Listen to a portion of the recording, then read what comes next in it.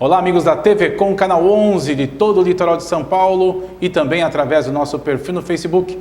Está começando mais um programa TV Com Debate Praia Grande. Você que assistiu o nosso programa, segunda a sexta-feira, das 7 às 8 horas da noite, aqui na TV Com, canal 11, em todo o litoral. Você não tem como assistir às 7 horas da noite, porque você está ocupado.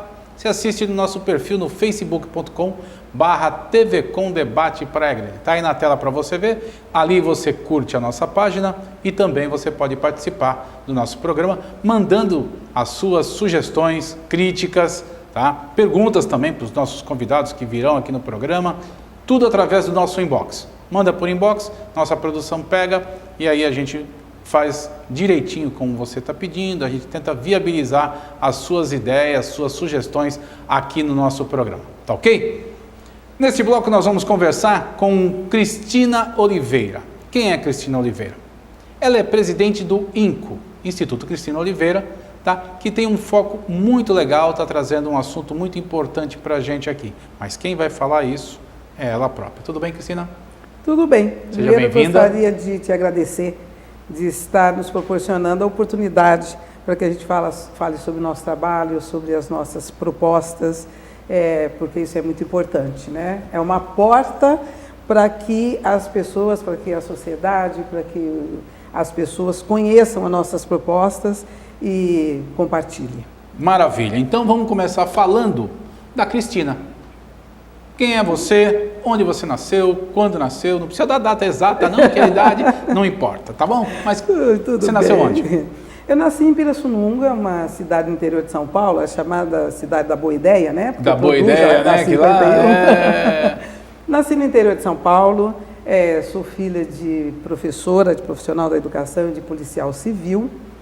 Moramos nessa cidade onde eu nasci até os meus 11 anos. Pirassununga, onde tem a academia de aviação. Isso, a academia da Força Aérea. Da Força Aérea, exato. Tem o pessoal da Esquadrilha da Fumaça. Exatamente. Lá. Muito legal. É boa ideia, é uma boa ideia realmente. A Esquadrilha da Fumaça é excelente ideia. É uma das coisas que dá orgulho para o brasileiro, é a Esquadrilha da Fumaça. Exato.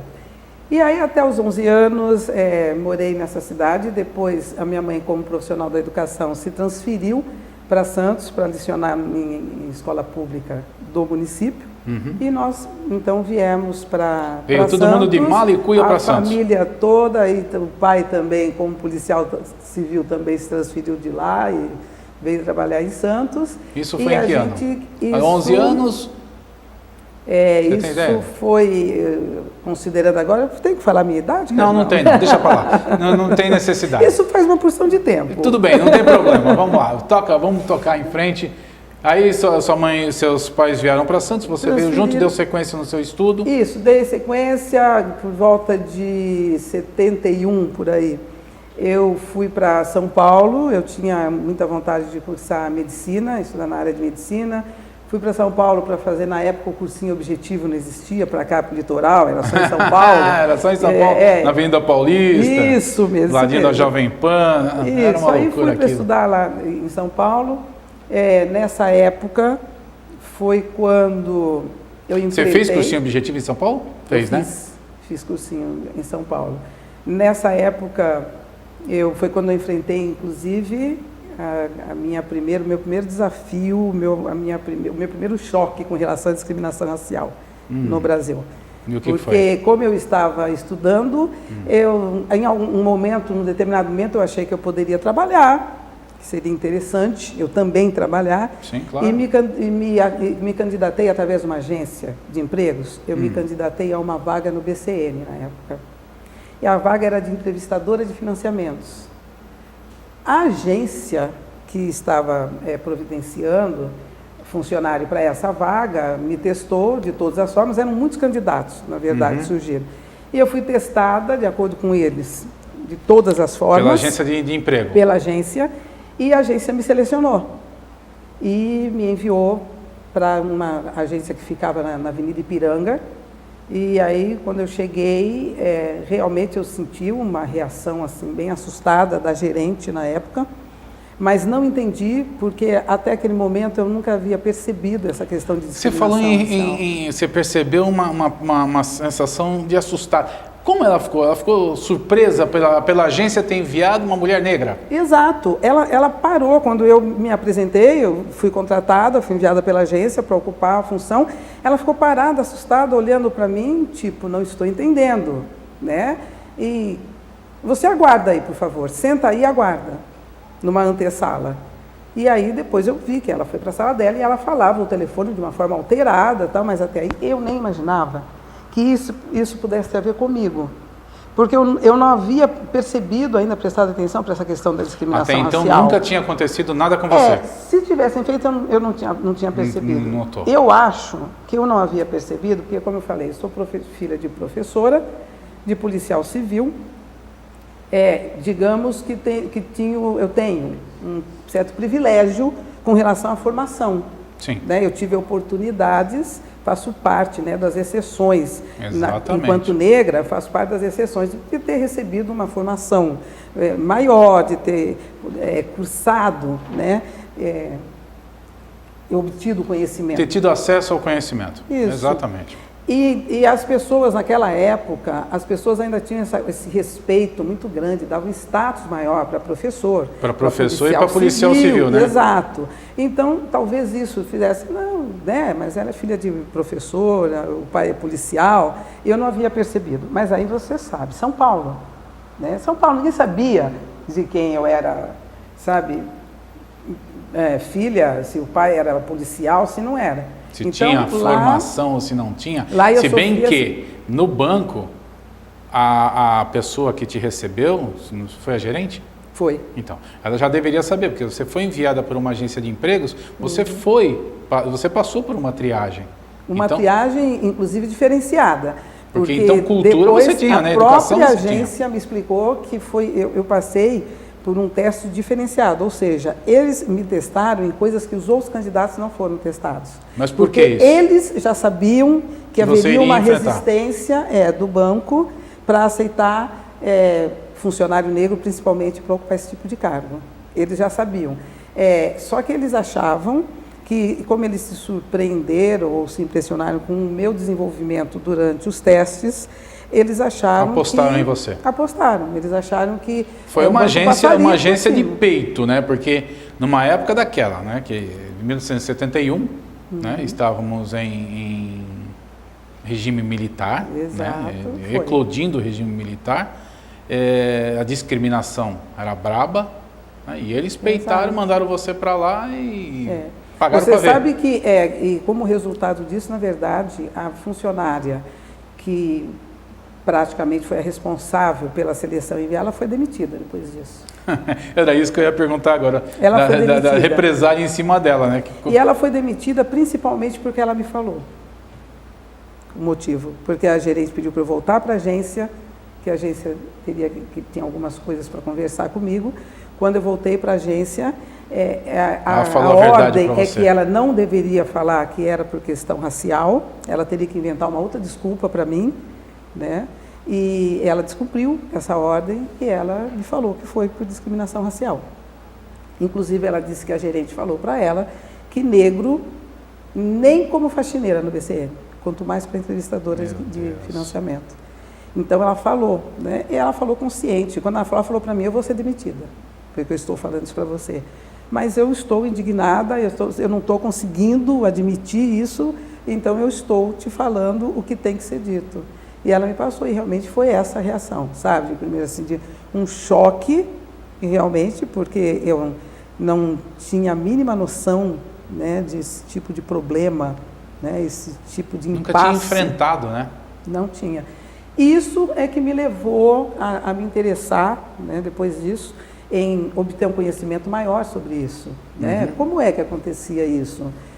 Se aconteceu comigo, com quantos negros mais estaria acontecendo? Se eu que tive essa formação, se eu que tinha condições comprovadas através de testes e tudo, enfrentei esse tipo de problema, o que estava acontecendo com os outros negros no Brasil? E aí foi quando eu me aprofundei, acabei me tornando uma pesquisadora. Né? O que você fez depois de tudo isso? Você não foi trabalhar no BCN, é claro. Né? Continuou no cursinho? Na época chorei muito. Acredito. Né? E o que eu vou fazer agora tal? Eu tinha amizade na época com uma jornalista, que inclusive também mexia com a televisão e tal, e se dependesse dela, isso teria se tornado um grande escândalo naquela época, porque ela queria colocar.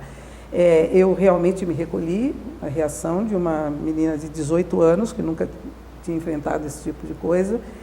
Eu me recolhi e depois é que eu passei a amadurecer, né, pensar no problema e a me informar e a buscar conhecimento, e me estimulei através do conhecimento a lutar contra isso, a trabalhar contra isso, que eu faço até hoje. Você continuou no cursinho, parou o Sim, cursinho? não, continuei o cursinho durante mais algum tempo, mas depois resolvi voltar para Santos, porque é lógico que eu estava enfrentando dificuldades lá, que aqui eu enfrentava menos, porque eu era mais conhecida, estava mais dentro do meu ambiente. Estava dentro de casa, né? No seio da família. Eu fui fazer ciências exatas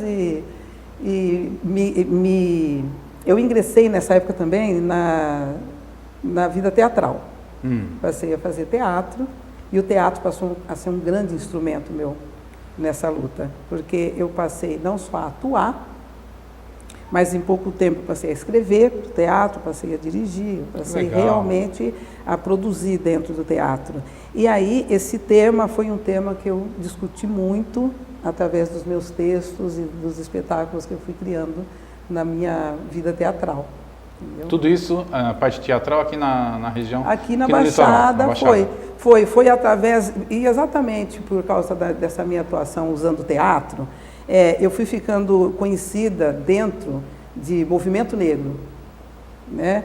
E as pessoas começaram a me identificar como a Cristina do movimento negro. Eu mesma não me identificava assim. Mas o pessoal já te rotulou. Mas as pessoas já foram rotulando. É a Cristina do movimento negro, é a Cristina do movimento negro. Não entendo nem que seja uma rotulagem ruim até. Achei que foi legal. Não, foi natural. Sim. Né? Foi uma coisa muito natural. E a partir desse crescimento como a Cristina do movimento negro, esse tipo de atuação, foi que eu acabei indo em 84, o governo do estado de São Paulo, Franco Montoro, criou o primeiro órgão oficial do país para trabalhar a questão da discriminação racial. Foi o Conselho de Participação e Desenvolvimento da Comunidade Negra do estado de São Paulo. E em 84, assim que foi criada, eu fui convidada pelo governador para ser diretora desse órgão. E como o governador descobriu você? Como é que ele ficou sabendo de você nessa época? Através da sua atividade aqui na no verdade, litoral? assim, durante todos esses anos de atuação, até 84, nesse intervalo, né, eu acabei me somando com outros negros de São Paulo, Rio de Janeiro, Minas Gerais, que atuavam na mesma questão. E em 84, eu fui candidata em Santos a vice-prefeita. Pelo PDT, na época. Exatamente, também fui procurada pelo PDT por causa da minha atuação nessa questão. O PDT, na época, eles achavam que eu atendia ao que eles queriam, porque era mulher e negra. Correspondia ao que eles estavam buscando. Eu era absurdamente rebelde com política partidária. Eu dei muito trabalho para o Brizola, para eles me convencerem a aceitar. O Brizola nessa época era governador do Rio de Janeiro, né? E eu dei realmente muito trabalho para ele. Ele veio a Santos várias vezes conversar comigo. Alguns companheiros do Movimento Negro do Rio de Janeiro também vieram, né, para conversar comigo, até que numa reunião de atuantes e ativistas do Movimento Negro, que foi feita em Santos, né, eu cedi à pressão dos meus parceiros do Movimento Negro, que acharam que era positivo que eu aceitasse participar. De fato era positivo mesmo, né? Foi realmente muito positivo, porque a partir daí, Carlão, é que eu passei a ter uma atuação a nível nacional. Sim, foi ser reconhecida, né? Aí eu saí só do foco aqui da Baixada, né? E eu não mínimo, ganhei a você ganhou o eleição, estado. Mas a divulgação foi a nível nacional, né? Uma Foi mulher aí que negra abriu, em Santos. foi aí que abriu. Então, foi aí que o Franco Montoro te conheceu e te convidou. E aí, o que você desenvolveu à frente desse Conselho de Participação e Desenvolvimento da Comunidade Negra do Estado de São Paulo? Nome comprido, hein? Cumprido. Na verdade, a partir daí é que nós começamos a tal da política pública, né? As políticas públicas contra a discriminação racial. Uhum. Nós passamos a ter acesso a dados que eram muito importantes para nós, para que nós pudéssemos elaborar projetos contra a discriminação, né? Porque aí a gente foi para dentro do Estado, né? A gente tinha um instrumento oficial. Entraram na máquina. Na máquina. Então nós tivemos acesso a muitos dados que eram fundamentais para que a gente elaborasse projetos. E isso permitiu que a gente, além de atuar no Estado de São Paulo, na verdade, a gente acabou com fazendo atuação a nível nacional. Era o único órgão oficial. Isso nos levou para uma atuação a nível nacional. Nós passamos a estimular outros estados a desenvolverem seus próprios. Também a constituírem os conselhos, e tem realmente hoje em dia em muitos estados do Brasil. São Paulo foi pioneiro, então? Foi pioneiro, foi o primeiro, em 84. E depois eu passei também, somei com isso, uma atuação bem forte junto aos países africanos em Brasília, né? Assumi uma consultoria, uma assessoria junto a países africanos em Brasília, e isso me levou a formar laços bem estreitos com vários países africanos, e a coisa foi crescendo, foi encaminhando, e a gente está nisso há mais de 40 anos. Que tipo beleza! E quais os países da África assim que você teve uma parceria mais estreita, assim, uma identificação melhor? Olha, a República do Togo, né, capital Lomé, é um país que a gente realmente estreitou bastante. Até hoje a gente está desenvolvendo coisas muito interessantes.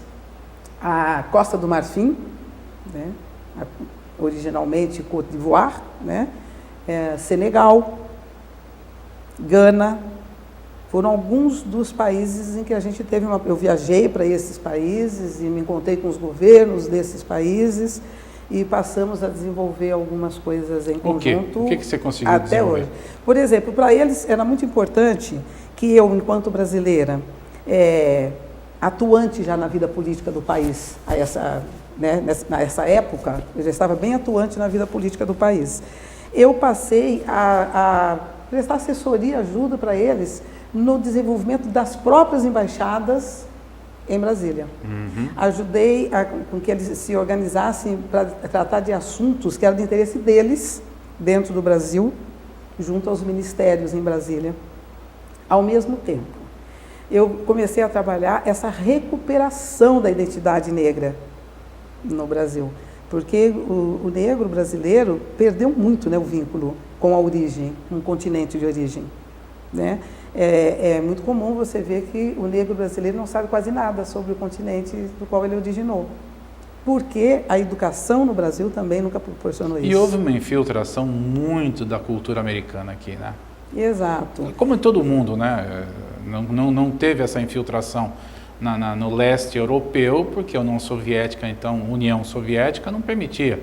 Mas no restante do mundo, a cultura americana influencia muito. Você junta essa infiltração que você está colocando com a falta de informação aos próprios negros brasileiros, né? Através da educação formal, pelo menos. Sim. Né? Então, você nunca viu na história do Brasil as referências ao continente que realmente pudesse identificar, e principalmente de uma forma positiva, a população afro-brasileira. Uhum.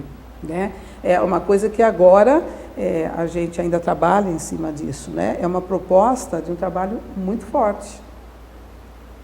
Entendo. E o trabalho com a ONU, o que você desenvolveu com a ONU? A ONU, na verdade, não é um trabalho direto com a ONU. É que a ONU, depois de toda uma pesquisa feita a nível mundial, uhum, né, estabeleceu esse decênio de 2015 a 2025 para desenvolver um trabalho contra a discriminação racial no mundo. Em função disso, né, foi estabelecido programa dentro do Brasil, né? Como é que a gente vai trabalhar isso dentro do Brasil? Onde a coisa é mais feia, Cristina? Eu sei que na África do Sul, né, nós todos acompanhamos, né, até porque hoje é história, mas para a gente foi uma realidade, né, do Mandela, né? A gente sabe que a África do Sul foi o mais conhecido porque teve muita transmissão de televisão, sabe, a televisão já estava mais presente, então a gente viu muito dos confrontos, mas eu tenho quase certeza que a África do Sul não deve ter sido a pior, né, das coisas. dos países da discriminação? Você tem, assim, algum dado Olha, de algum país que a coisa tenha sido princípio, feia mesmo? Feia mesmo não, desculpe. Mais feio, né, do que foi na África do Sul, se bem que é meio difícil, mas em todo caso... Isso que eu ia te colocar. Na verdade, a pior referência que chegou ao conhecimento mundial, realmente, o apartheid. Né? O apartheid chocou o mundo. Né? O apartheid foi algo que realmente foi muito destrutivo. Emocionalmente falando. Exatamente. E eu estou te falando, tá, como ser humano, tá? Que aqui eu não sou branco e você não é negra. Não, aqui somos duas pessoas normais, eu pelo menos penso dessa forma, e eu tenho certeza que você também. Mas o apartheid, essa situação que eu acompanhei, me criou assim, um respeito tão grande pelo Mandela. Sabe, Gandhi, colocou no nível de Gandhi, para mim. Certo. Sabe, o jeito como ele foi, o que ele passou, a eternidade que ele ficou preso, o que ele sofreu. E que manteve mesmo. E a hora que ele assim, saiu, o jeito como ele agiu. Exato. Sabe?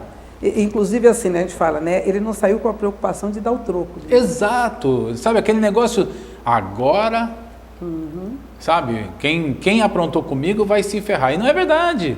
O cara mostrou exatamente o contrário. E assim, sabe, essa proposta de não dar o troco, de não fazer igual, é uma proposta, eu me conduzo muito dentro desse tipo de proposta. Eu acho que todo ser humano tinha que fazer isso, Cristina. Não tem que ser essa coisa de, não, eu vou dar o troco, então eu também vou discriminar se eu estiver com algum tipo de poder, eu vou devolver isso, sabe? Isso daí não passa pela minha linha de pensamento. Até porque eu acho isso, assim, de uma pobreza, sabe, extrema. Eu acho que realmente, assim, a discriminação racial existe, ela é concreta no nosso país, em vários outros países no mundo, ela é uma questão concreta, ela é aqui no Brasil, a população negra, de acordo com o IBGE, compõe pelo menos 53%, 54% da população, de acordo com o IBGE. A mestiça, então, quase 100%, porque todo mundo tem. Aqui no eu, Brasil, por exemplo, tenho na minha família, eu tenho negro e tenho índio. Exato. Todo mundo tem, não tem jeito. Não, e na verdade, assim, você, não sei se você se lembra, que quando o pessoal faz pesquisa para o IBGE, é você que se identifica, né? Como negro ou como não negro. É você que se identifica, não são eles que identificam você. Você, que quando eles colocam essa questão, a que raça, você coloca. Não sabia. Então, isso ainda, essa contagem de 53% é pela autoidentificação. E os que não se identificam? Como assim? Por serem mestiços. Entendeu? Exato. De uma certa, são mestiços de uma tonalidade mais clara e não se reconhecem como porque teve negro. uma época, né, em que se preconizava o seguinte: a mulher não era negra, era mulata. Né? A mulata. Aí já deram status para o mulato, para a mulata já se qualificar como mulata, não negra. Eu sou mulata. Aí já começa a quebrar o negócio. Já, e assim, por causa do sistema racista, né, quanto mais claro, menos problema vai enfrentar. Então, quanto mais claro, uma parte dos negros, quanto mais claro, menor tendência ele tinha a se identificar como negro. Sim, ele já entrava naquela parte, eu sou mulato, eu sou... Sabe? Para transitar nesse meio. Exato, para sair do estigma, né? Aí ia ficando mais fácil. Então, eu sou mulato, eu sou mestiço, eu sou pardo. Pardo? Só, amigo, que na hora da discriminação racial, trabalhada, montada por quem é racista, está todo mundo dentro do mesmo saco. Não importa que seja clarinho. É negro, mas é um negro clarinho, não importa. Na hora, quando você pega as estatísticas dentro do mercado de trabalho, as estatísticas no atendimento à saúde, as estatísticas dentro da área da educação, da formação educacional, você vai ver que não importa a tonalidade. Não, entendeu? Nem deve importar. Não importa. A discriminação, ele é discriminado como negro, ponto final. Não importa que ele seja Acho que discriminação nenhuma pode ser. É lógico. Pode existir. Esse é o ideal. Cristina, tem algumas fotos aqui? Vamos mostrar rapidinho essas fotos para a gente poder até mostrar para o nosso telespectador o trabalho que você desenvolve? Vamos lá, essa foto aí o que é? Essa foto a gente está realizando uma parceria com o IPEX, que é um instituto que existe em Santos há mais de 15 anos e que atua na área da segurança pública. E a gente está desenvolvendo, nós temos uma parceria e estamos desenvolvendo alguns projetos em comum. Mais para frente, então você volta para falar desses projetos. A gente fala sobre isso. Aí o que é essa foto? Aí a gente teve um workshop sobre... Esse workshop foi sobre desenvolvimento pessoal. Principalmente para estimular o desenvolvimento Porque você pessoal. tem uma parte da capacitação também, que você também... Temos projetos, inclusive, que envolvem capacitação. E assim, viu, eu quero deixar bem claro que o INCO, ele não se dirige somente à população afro-brasileira. Tá? A gente tem projetos... Vocês já estão desenvolvendo alguns projetos, então? Já estamos é embrionário? Como é que está? Estamos colocando já em execução alguns projetos. Já tem alguns em já tem execução? Alguns que a gente já está colocando em execução, que vai ser muito bom que a gente possa conversar sobre cada um. Nós temos na área da educação, colocando já na área da educação.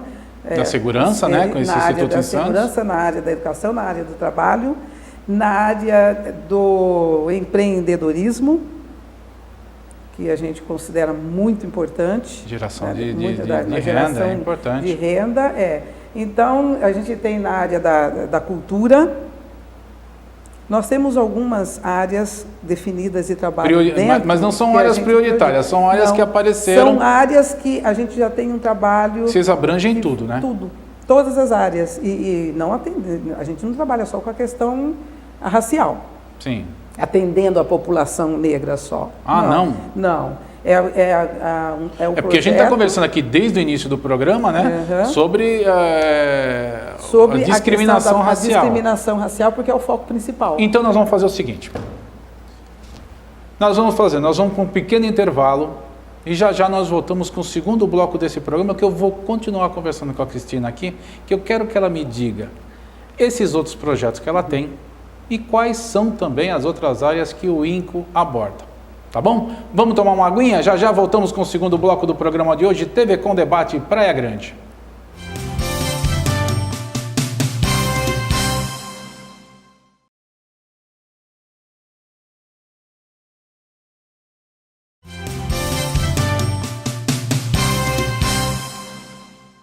Muito bem, amigos, estamos de volta com o segundo bloco do programa de hoje, TV Com Debate Praia Grande. Como eu sempre lembro no início dos blocos, TV Com Debate Praia Grande vai ao ar de segunda a sexta-feira, das 7 às 8 horas da noite, na TV Com aqui em todo o litoral, canal 11 da NET, tá bom? Você também pode assistir nossos programas através do nosso perfil no facebook.com/TV Com Debate Praia Grande. Os nossos programas daqui da TV vão lá para o nosso perfil no Facebook e você pode assistir quando você quiser, tá? Pode indicar também para algum amigo que o assunto que você está assistindo aí achou legal, quer indicar para alguém, pode indicar para alguém de qualquer lugar do mundo, que estamos na rede mundial de computadores, você pode nos assistir aqui no Brasil, aqui no litoral do estado de São Paulo, como você pode assistir na Nova Zelândia. Estamos chegando no mundo todo. Maravilha! Comecei no início do primeiro bloco falando que a gente ia fazer um bloco de entrevista com a Cristina Oliveira, do Instituto Cristina Oliveira. Mas aí o papo foi andando e eu não perguntei tudo que tinha que perguntar, gente. Então nós estamos fazendo 2 blocos, nós vamos continuar conversando com a Cristina, que nós falamos muito no primeiro bloco da situação racial, do problema que ela teve, de discriminação. E a gente começou a conversar, e a Cristina é um bom papo, e a gente foi falando, eu deixei de perguntar o que tinha que perguntar. Quer perguntar o que para a Cristina? O que é o INCO, Cristina? O INCO é um instituto que trabalha com pesquisas e ações de desenvolvimento. E essas pesquisas e ações de desenvolvimento não abrangem só a população afro-brasileira. Era isso que eu ia perguntar. É direcionado? Não é direcionado só para a população. É direcionado também e em grande parte para a população afro-brasileira. Exatamente decorrendo de toda essa minha vivência, de todo esse trabalho, né, que eu desenvolvo há tantos anos junto à população afro-brasileira. Mas ele não se prende só, não é um estudo que se prende só a esse público. Né? Nós, até porque a gente não quer cometer o mesmo erro e a mesma falha contra a qual nós lutamos. Exatamente. Então, a gente não é fechado só. Porque discriminação é tudo, né, Cristina? Discriminação não é só discriminar o branco, discriminar o negro. É o negro discriminar o branco, é o magro discriminar o gordo, e isso aí eu falo de carteirinha, porque eu fui gordo minha vida toda, eu sou gordo. Então, quando era criança, eu sofria que nem sovaco de aleijado, né? Então, tem tudo isso. Então, eu acho que é isso que você está colocando aí agora, né? Que não é foco específico. É muito legal, porque é aquilo que a gente falou no início do Mandela, né? Estaríamos cometendo o mesmo tipo de erro. Né? Que nem o Mandela, quando saiu da prisão, agora eu vou pegar, prender, arrebentar, e não foi isso que ele fez. Exatamente. Bom, legal. A proposta do INCO, não é essa. Não é essa, é de desenvolvimento humano. Né? Dentro do desenvolvimento humano, é óbvio que eu tenho um olhar todo especial para o desenvolvimento dos afro-brasileiros, porque toda essa vivência e todo esse trabalho durante tanto tempo com a questão racial me permitiu um conhecimento dos problemas, todo tipo de problema que essa parte da população enfrenta dentro do Brasil, e que eu acho que eu tenho até por dever, exatamente por ter tido o privilégio de adquirir esse conhecimento.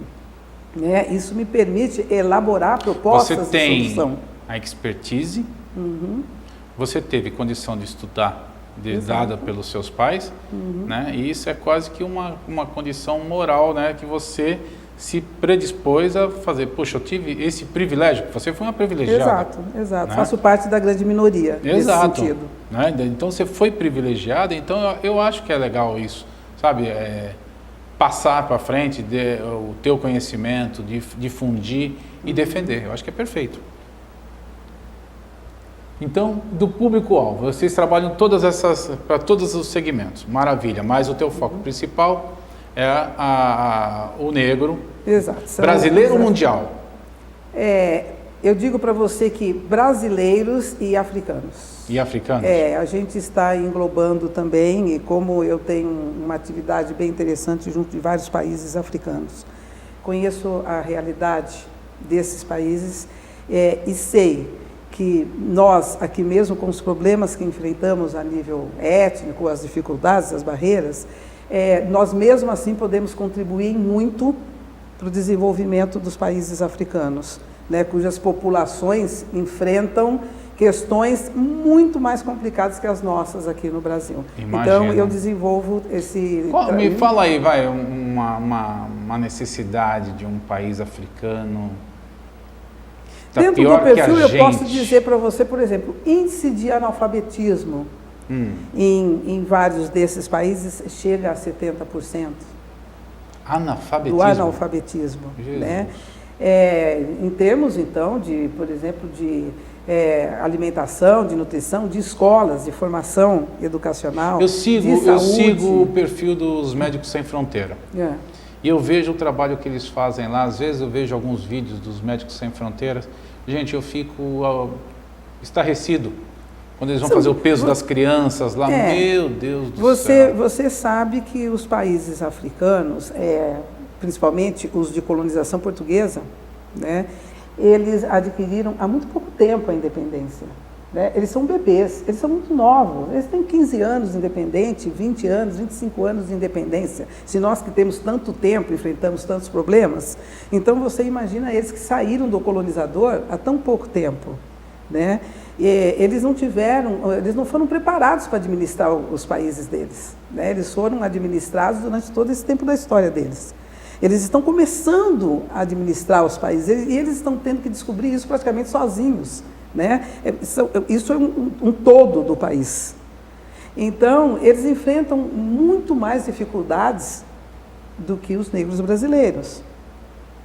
E eu me sinto, sim, com disposição, sabe, para me unir a esse trabalho deles e ajudá-los em tudo que eu puder ajudá-los para a evolução dos povos africanos, né? E isso em todas as áreas. Eles precisam da nossa ajuda. Você já está desenvolvendo, o INCO já está desenvolvendo alguma ação junto a algum desses países? Olha, nós temos conversado com alguns países africanos, como a República do Togo, como Costa do Marfim, como Senegal.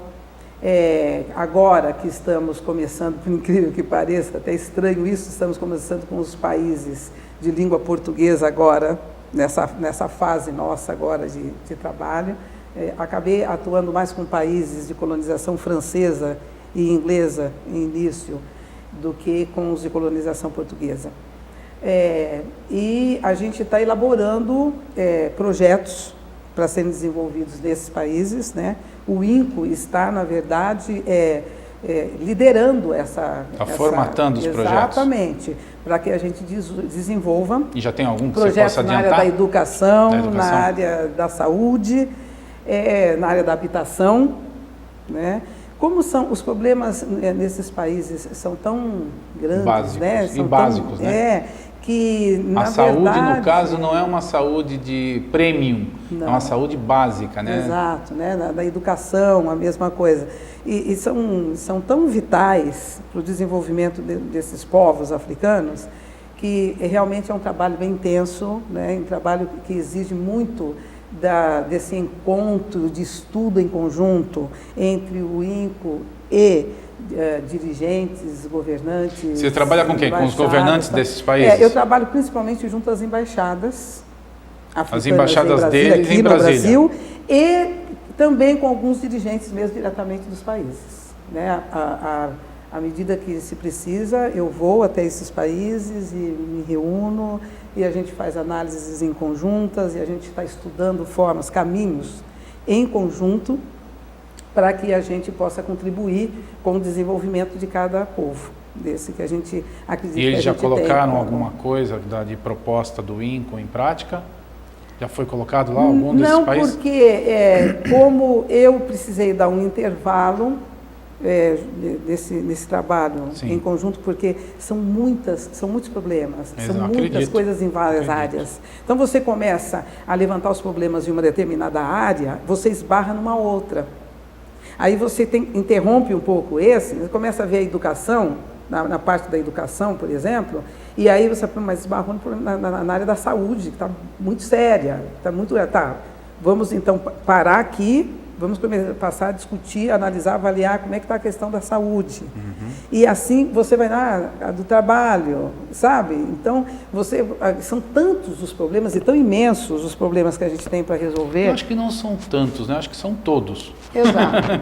Desculpa fazer uma piada com isso, mas dá para notar que são todos os problemas. Se eles têm 15 anos, 20 anos, entendeu? De autonomia, de uma certa autonomia, com tudo para construir no país, eles têm o país para ser construído, né? Eles precisam de tudo, eles precisam de apoio em todas as áreas. Então, isso demanda esse tempo de estudo, sabe? De elaboração, de pesquisas, e a gente vai fazendo junto com eles, porque às vezes a gente comete o erro de achar que a gente já tem a fórmula. Sabe? Nem sempre o remédio do Brasil é o remédio que serve para a Costa do Marfim. Outras realidades, entendeu? Sim. Outras realidades, são outros dados, são outros fatores totalmente diferentes. Então, às vezes a gente chega num país desse já com ideias formadas a respeito do que quer fazer. Chega lá e desconstrói tudo. Você se reúne, né, com os ministérios ou com grupos mesmo populares, você vê que não é por aí. Quando você pensou esse seu projeto, você não estava totalmente por dentro da realidade. Conta para mim aí, para a gente, né, no caso, uma situação dessa. Um país por exemplo, você saiu daqui do Brasil com uma ideia, chegou lá, você falou... Teve uma situação, por exemplo, que me marcou muito, por exemplo, na República do Togo, em Lomé. Eu tive um encontro com mulheres. As mulheres lá são muito responsáveis pela parte da agricultura. Agricultura? Na República do Togo. E é característico em países africanos isso. As mulheres executam e se apropriam muito mais da questão da produção, né, agrícola. E eu fui verificar como é que elas produziam óleo de coco. Na verdade, isso já levada por algumas lideranças do país. Eles foram me levar como é que era produzido óleo de coco. E aí eu pude verificar, assim, tipo umas 8 mulheres agachadas, ralando o coco, passando por um processo todo manual. Elas trabalhavam, processavam 20 cocos para adquirir 1 litro de óleo de coco. O país tem coco de forma abundante, né? Eles poderiam estar industrializando, fazendo isso. Quer dizer que parte terreno para deslanchar a matéria-prima eles têm, eles não têm o que? O processo, entendeu? E não tem industrialização também, não né? tem, sabe? Então, eu fiquei assim, pasma de ver, sabe, todo aquele procedimento, quer dizer, coco à vontade, entendeu? Aquilo para favorecer a economia do país, né? Seria um fator de desenvolvimento para o país, mas totalmente colhido, porque eles não têm a tecnologia nenhuma. E os dirigentes lá, eles enxergam isso ou não? Na verdade, enxergar, eles enxergam. O que eles não têm? Eles não têm a infraestrutura para sozinhos modificarem isso. Então, dinheiro também não tem. Dinheiro a gente pode até resolver, não da forma que, por exemplo, os exportadores, que poderiam estar processando isso de uma forma mais rápida, exigem. Então, o que eu pude? Eu tive lá, reunião na República do Togo, eu tive reunião com ministros que tratam dessas várias questões, e aí eu pude ver o seguinte, o que eles têm para oferecer, o potencial deles, financeiro, não atinge as exigências dos exportadores, por exemplo. Quais são as máquinas? Como é que a gente pode processar essa produção de óleo de coco de forma que seja grandiosa para o crescimento do país, para que possa atender o consumo interno e até exportar, porque eles têm a matéria-prima para isso. Você esteve na República do Togo. Desculpa a ignorância, lá qual é o regime? É democrático? É democrático. Sim. É democrático. Tá. Mas então e você Banco Mundial entra nessa conversa? Eles já tiveram alguma experiência com o Banco Mundial? Sim, na verdade você vê lá alguns agentes financeiros, né, interessados em estar entrando, mas eles entram com a intenção de se apropriarem e não de proporcionar desenvolvimento. Não é proporcionar desenvolvimento, eles querem... Eles querem se apropriar porque, né, as riquezas naturais, a República do Togo... Foi mais ou menos como aconteceu aqui no Brasil, né? Exato. Então, nessa coisa de participar para o crescimento do país, desenvolvimento do povo, sabe, envolve muito mais uma ideologia humana. A base tem que ser uma ideologia humana, sabe? Você tem que fundamentar tudo na valorização do ser humano. E aí você consegue realmente ajudar esses países a evoluírem. Se você chegar lá com um olhar só empresarial e de grandes negócios, você, ao contrário, transforma o país em um pátio de produção e acabou. Entendeu? E pronto. E o povo vai continuar na miséria. Exatamente. Então é nesse sentido que a gente está se somando, né? Nesse sentido é que a gente senta para estar desenvolvendo planos realmente de atuação, sabe? Planos de atuação junto a esses países de forma que eles consigam uma evolução dentro da área da educação, que seja possível a evolução na área do trabalho, que seja possível a evolução na área dos negócios, né? E por isso faz parte da proposta do INCO. E você está montando uma equipe multidisciplinar aqui no Brasil para poder colaborar com eles. Ele é composto por uma equipe multidisciplinar. Já é composto? Já é composto por uma equipe multidisciplinar. A cada momento a gente até traz mais alguém com algum trabalho específico, porque é muito amplo, né? A questão é muito ampla, mas é uma proposta de transformação mesmo, sabe? De que nós tenhamos planos efetivos, realizáveis, que a gente possa desenvolver junto a esses países para que a gente ajude no desenvolvimento desse povo. E a gente pode fazer isso. A gente tem como fazer isso, sabe? Não só o INCO. Nós todo mundo tem. Porque vocês desenvolvem já um trabalho legal aqui.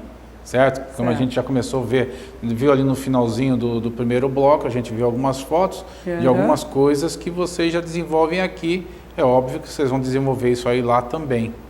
Não só na República do Togo, mas como em outros países que precisem. Sim, com certeza. Que aí, na realidade, capacitando a população ou o povo, vocês vão ter condição de chegar e abrir espaço, né, por exemplo, para o governo conseguir financiamento junto ao Banco Mundial, em que as indústrias não olhem, por exemplo, a República do Togo simplesmente como uma plantação de coco.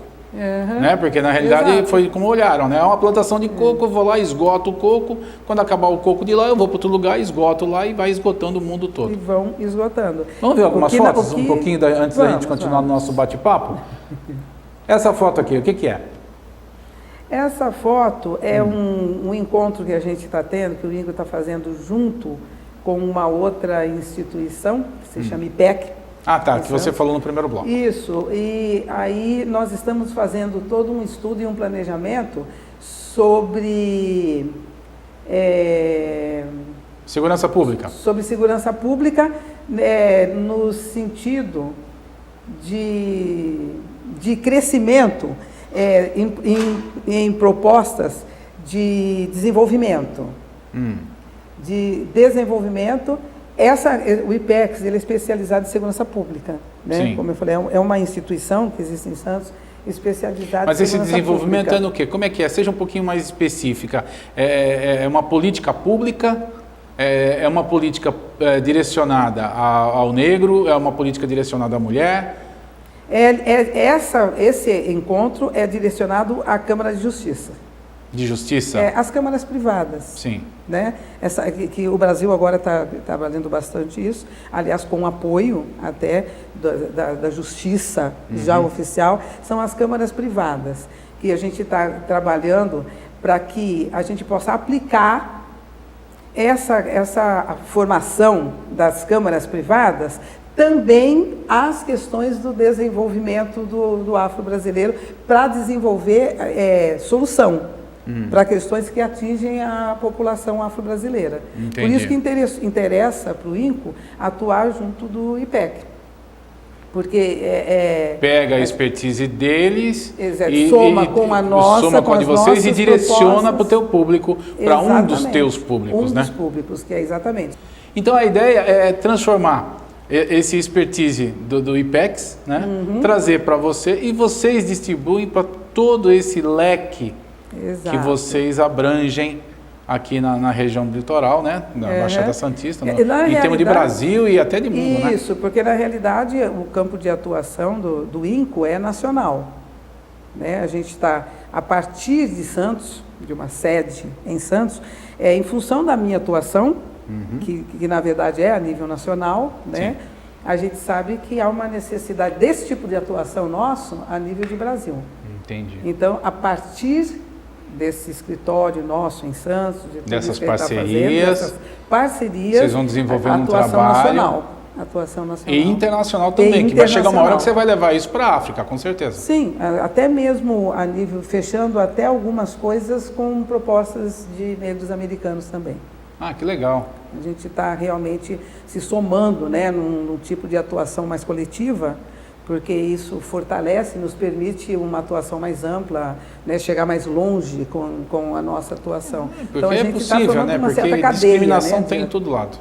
Todo lado. E para enfrentar isso, quando você cria uma cadeia de atuação, né, você consegue ser muito mais eficiente. Sim, união faz a força, né? Não é só açúcar. E essa foto aí, o que é? Ainda estamos no encontro com o IPEX. Ainda é desse encontro? Ainda é desse encontro. Um encontro que a gente teve para estar discutindo as estratégias que a gente vai estar usando. Maravilha. Temos mais essa foto aqui. Aqui é do pessoal que participou? É do IPEX também? Isso. Tanto do IPEX como do nosso. Tá, aí é uma foto, nosso instituto. Uma foto mais solene, são né? São profissionais que estão envolvidos nesse trabalho. Ah, que legal. Nessa foto são profissionais. Nós temos profissionais de várias áreas que se somam a esse trabalho. tanto na área da saúde, como na área empresarial, como na área da educação. Nós temos várias áreas atuando na elaboração dessa Isso proposta. é importante, né? Porque a estratégia é muito importante. Exato. Senão você desperdiça energia. Porque a gente precisa de vários ramos de conhecimento, né? Para que seja eficiente. Sim. Para que as propostas deem certo, nós precisamos de vários ramos de conhecimento. Então, esses especialistas, felizmente, né, nós conseguimos que eles viessem para o INCO, né, se unissem ao INCO, para a gente estar elaborando todos os projetos que nós estamos elaborando, tanto na área da educação... Era isso que eu ia te perguntar. Era a minha pergunta agora. Quais são os projetos do INCO? Tirando esse do IPEX, a gente já falou. Quais são os outros? Tem a educação. O que vocês pretendem fazer? Da educação. Na educação, nós estamos, inclusive, iniciando agora um projeto em que a gente vai, na verdade, colocar em prática até, porque existe essa proposta, que já foi até aprovada a nível de governo, mas que não está sendo executada, de levar para as escolas, né, na área da educação, de levar para as escolas a participação, realmente, o ensino sobre África, né, já que o índice populacional negro no Brasil é tão alto, mais de 50% da população brasileira, o ensino sobre África e sobre as questões afro-brasileiras. Que seriam? Que permitem, que tem a ver com a educação, o índice de negros fora da educação formal ainda é alto no Brasil. Agora eu estou falando da realidade brasileira. Sim. Entendeu? Isso é estudo que os governos levantam e você encontra no IBGE, nas estatísticas do IBGE, né, estão mostrando bem esses dados, né, que a população negra brasileira precisa de alguns programas específicos para que o índice de desenvolvimento da população negra acompanhe o índice de desenvolvimento geral. Né? E o que as estatísticas brasileiras mostram é que está bem aquém. Mas o negro brasileiro, ele consegue ter acesso à educação formal, que educa o branco, ou o negro brasileiro não tem acesso a essa educação formal? Uma grande parte dos negros brasileiros ainda não tem acesso. Ainda não tem acesso? Não tem acesso ainda. Por quê? Uma das dificuldades é que o negro chega numa determinada idade, ainda da juventude, mesmo de adolescência, em que ele para os estudos, a formação educacional, para trabalhar, para poder contribuir na renda familiar. Porque a população negra brasileira ainda é a maioria, compõe a maioria do índice da pobreza. Entendi. E aí, os jovens negros, dentro ainda da faixa etária que eles deveriam estar dentro das escolas, deveriam estar se preparando profissionalmente para poder ter um progresso profissional para que atinjam uma evolução maior, eles são praticamente cortados, exatamente nessa faixa onde eles estariam cursando. E eles param para trabalhar, para fazer parte da economia doméstica. Entendeu? Então, essa é uma das áreas que o INCO prepara projetos, tem projetos para interferir nisso, sabe? Cortar esse círculo vicioso. E quando é que vai efetivamente para ir em prática? Você já tem ideia? Já estamos começando. Já está começando onde? Já estamos começando. A gente está começando com um projeto que para começar a ser desenvolvido agora no próximo mês com escolas. Próximo mês, agora maio. Tá. Em que a gente está se reunindo, nós estamos na fase de reunião Cidade? com dirigentes escolares, Santos. Principalmente Santos, mas a gente já está conversando com Praia Grande, a gente já está conversando com São Vicente. Com outros municípios, com outros municípios. Em que a gente começa a trabalhar junto das instituições educacionais a execução do que já foi acordado a nível nacional, do ensino da história da África e, ao mesmo tempo, da cultura negra afro-brasileira. Entendi. Para que seja valorizado, reconhecido de uma forma muito mais valiosa do que foi até hoje, para que os negros que frequentam o ambiente escolar consigam melhorar a própria autoimagem e a própria credibilidade em si mesmo, para que a gente consiga trabalhar isso, para que ele então consiga participar do próprio processo de crescimento. Temos 2 minutinhos para acabar o programa. Eu tenho que fazer uma pergunta para você que já estava na minha cabeça aqui. Vamos responder rapidinho, Tá. para a gente poder dar o serviço aqui também, para o programa não terminar, a gente não dizer como é que o pessoal pode entrar em contato. O negro brasileiro ainda tem a mesma dificuldade que a mulher brasileira encontra de trabalhar na mesma função, a mulher do homem e ganhar menos. Mulher trabalha na mesma função que o homem desenvolve e ganha menos, e o negro trabalha na mesma função que o branco trabalha e ganha menos, é isso? Ainda isso existe? Podemos dizer para você que ainda existe. Nós não podemos generalizar. Nesse aspecto que você colocou, não podemos generalizar. Ainda existem alguns setores que essa discriminação é mais forte, mais contundente. Aliás, quanto mais elitizada for a função, quanto mais elitizado for o meio, mais o negro vai sofrer esse tipo de discriminação. Entendi. Bom, chegamos ao final do programa de hoje. No finalzinho aqui, queria que a Cristina deixasse os contatos, né? Como é que faz para a pessoa que está assistiu o nosso programa aqui, que eles entrem em contato com vocês e fique sabendo as outras coisas que a gente não conseguiu abordar aqui ainda, mas no futuro a gente vai estar sempre trazendo elas aqui para falar. Vamos lá, qual é o telefone do INCO? Eu quero, antes de agradecer essa participação ótima, esses espaços são muito importantes para o crescimento desse trabalho. Nós estamos aqui sempre, tá? Sempre quando tiver novidade. E de valorização de todos os povos e de todas as raças, que esse é o objetivo final. Né, eu acho que tem que igualar todo mundo, porque somos todos iguais, não tem ninguém melhor nem pior, são todos iguais. Exato, exato. Então, o INCO funciona em Santos, na Avenida Pinheiro Machado, 30... Número 30. Número 30, conjunto 182, fica ali na Vila Matias, pertinho do Teatro Municipal, quase do lado do Teatro Municipal. Pertinho mesmo, Vila Matias. Ali. E ali é o nosso centro de QG. Atuação, nosso QG. Beleza. Né? E a partir dali a gente está desenvolvendo os projetos, aceitando ideias, aceitando participação. Qual é o telefone que a pessoa pode ligar para vocês? Pode nos ligar no 3322 3072. Então tá, vocês estão vendo aí na tela também o número do telefone, o endereço, o horário de funcionamento do INCO é das 9 da manhã até as 7 horas da noite e de segunda a sexta-feira, quer dizer, eles trabalham para chuchu lá. facebook.com/INCO, tá tudo aqui na tua tela, Cristina. Obrigado pela tua participação aqui com a gente, parabéns pelo teu trabalho. Eu é que te agradeço por ter aberto esse espaço para a gente, para uma coisa tão importante a nível de humanidade mesmo, não é só a nível de raça ou de grupo, é a nível de humanidade. A nossa proposta é humanitária. E a proposta do nosso programa aqui então, também é sempre trazer gente aqui. Obrigado, viu, pela tua participação e obrigado para você que nos acompanhou durante todo esse programa e já convidando você a estar no nosso próximo programa, que sempre vai ter um assunto interessante. Um grande abraço a todos e até lá.